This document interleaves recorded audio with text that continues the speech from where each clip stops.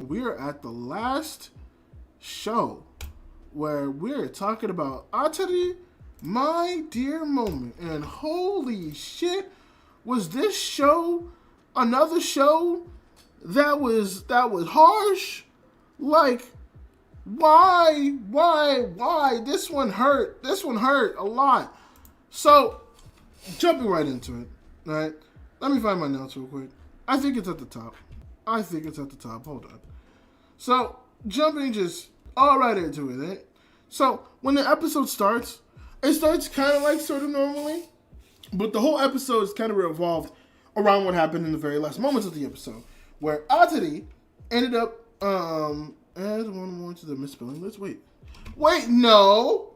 I did spell Atari wrong. God damn it! Alright, well, you know what? Okay, well, we know what we need to fix. Yeah, well, as soon as the street is done, I'm just fixing all this shit. Jesus fucking Christ. God.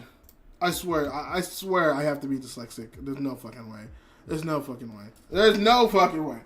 I have to be. I swear to God, I have to be. But yeah, the whole episode revolves around the last few moments of episode, I think it was 7, where it was Natsuki and Atari sharing their first, having their first kiss. And like Natsuki's sitting there, he's tweaking, right? He's like, okay, I was caught up in the moment, but ain't no way I actually am in love with this girl, right? There ain't no fucking way, habit about it, and for the whole episode, he's just kind of confused to the point where once the next day comes around, right? This dude is teaching class, and that man is damn near just outside the window as he's just lost in thought. It is one of those things of just he is kerfuffled, confused. He is so many things. This man has been the most confused I think I've ever seen somebody. This man is filled with pure genuine confusion, which is funny. It's funny as shit. But Ryu, Minamo, and whatever the blonde girl's name is, that one I just don't straight up remember. But they're all talking, and it's just okay, well, you think something happened? Maybe? And they confront Natsuki about it. They're like, Natsuki, we need to talk. What happened with you and Atari? You've been acting kind of weird.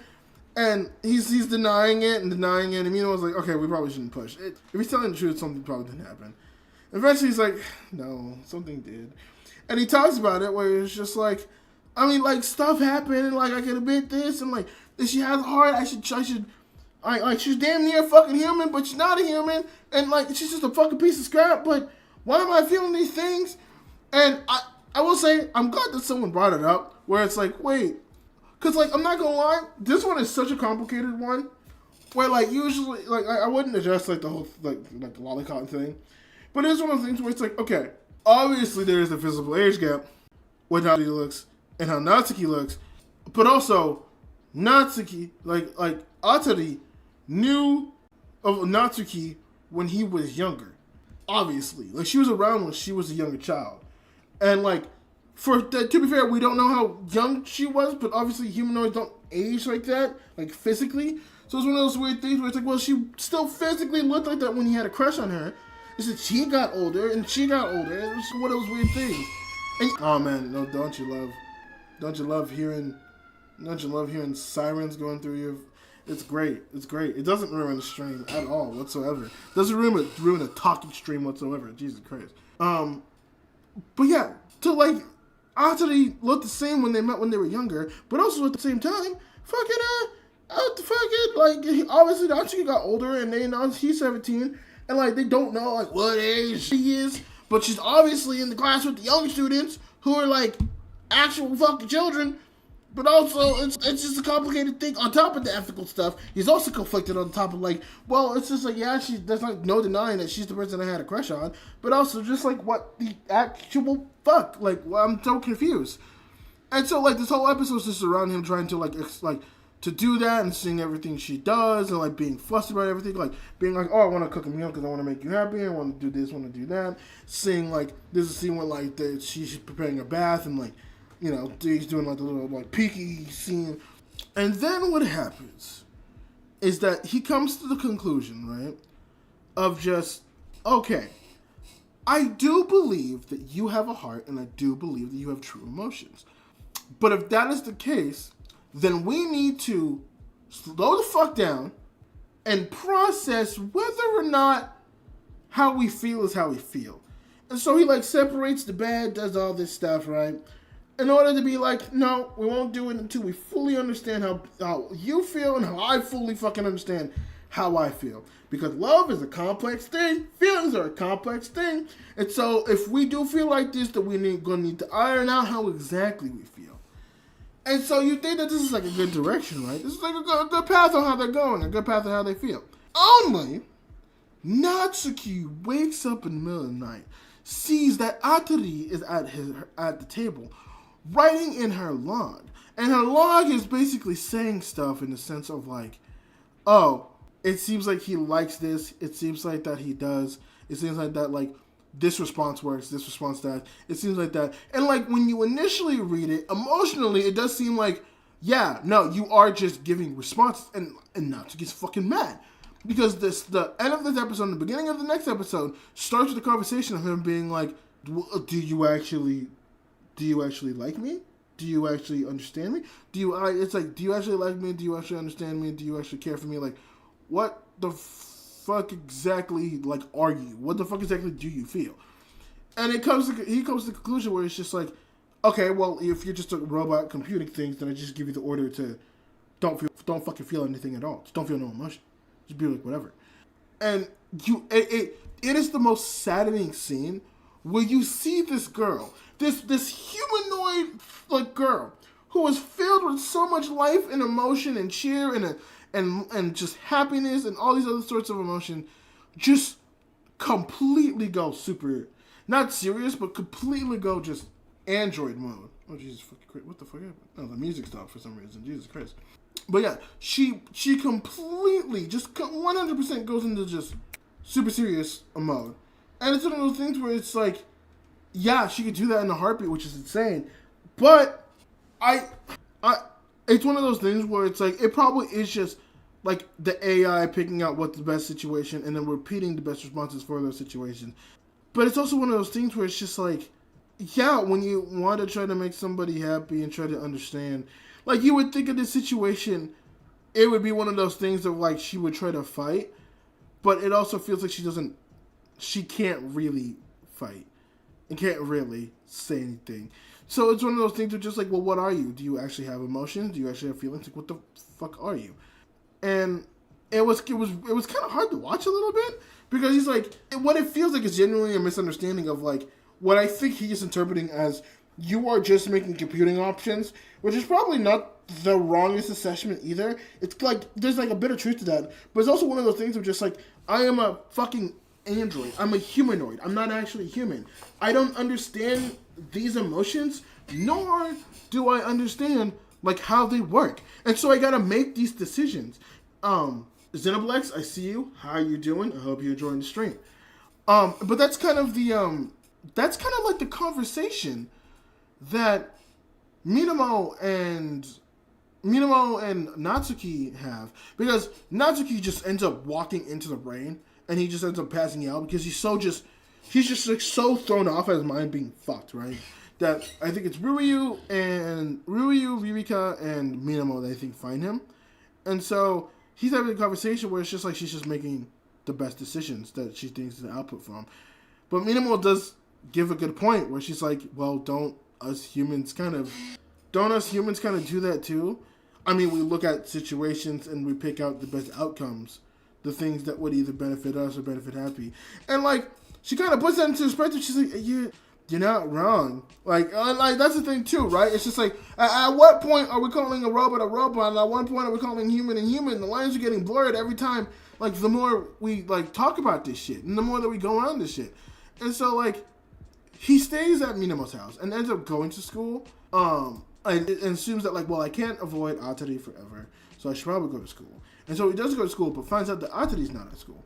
Only to find out that Catherine told Atari she can't come to school. And that's because Catherine got a report that the specific model that they have did go berserk at one time, and that they were recalled for that reason.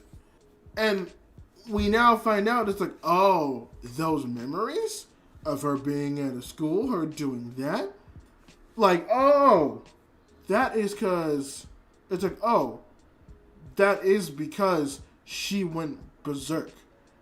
And then on top of that, as Catherine's giving this information and he's like kind of trying to find Atri, he gets stopped by silver-haired dude that we see watching in the camera like a couple of episodes back.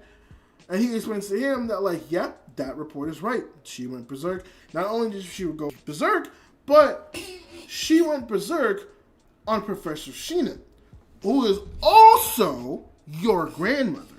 Because of Atari, she heard Professor Professor Sheena, and she heard just a bunch of people at the school. So we had to recall them because we couldn't make them too humanoid and all that stuff, right?